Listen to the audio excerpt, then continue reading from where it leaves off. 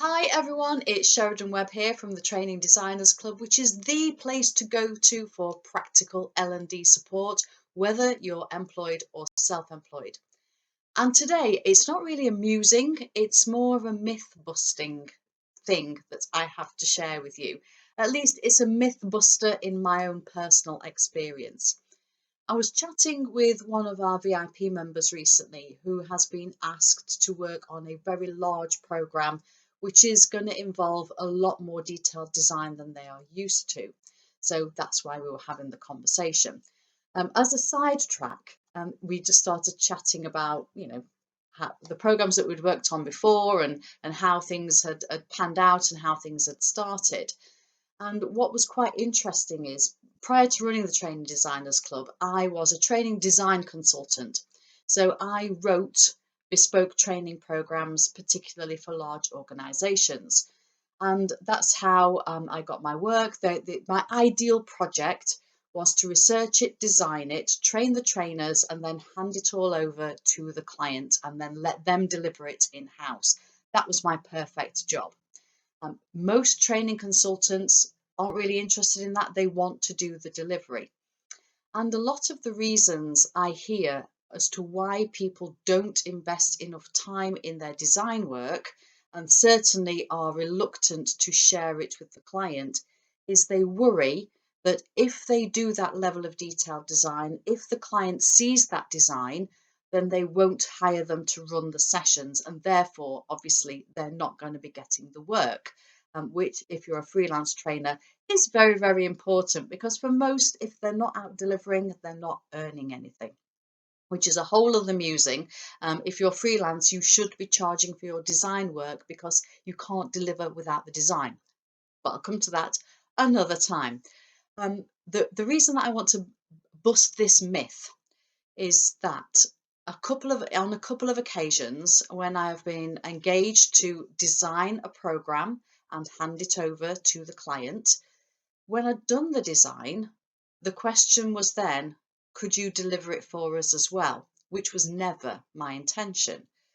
The intention was always for the client to do it. And why was it then asked if I could deliver it or could I supply associates to deliver it? And it's not because they didn't understand what I had designed. In fact, it was quite the opposite.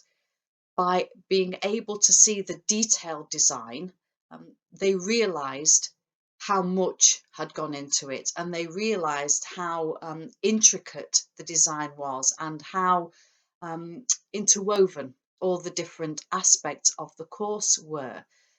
I think perhaps in their minds they thought that maybe the program was going to be bit of presentation, bit of discussion, bit of presentation, bit of discussion, bit of presentation, maybe a case study.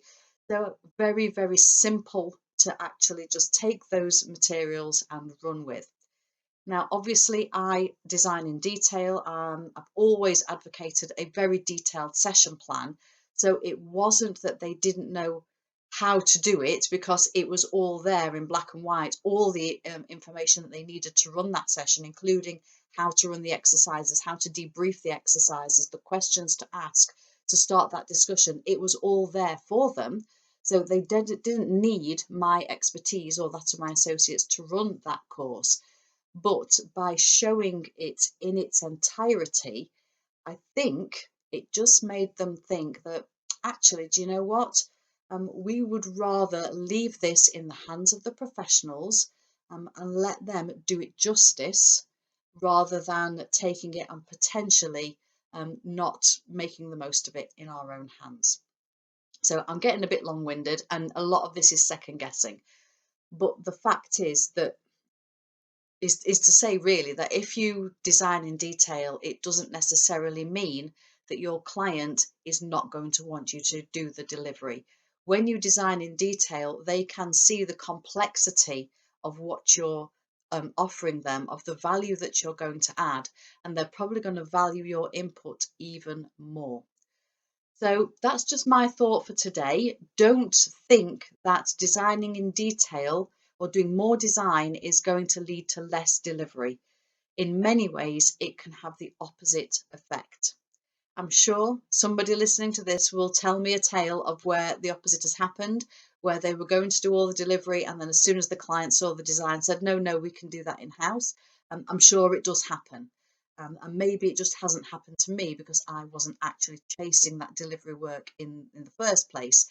It's just something that came to me as a result of the quality of the design.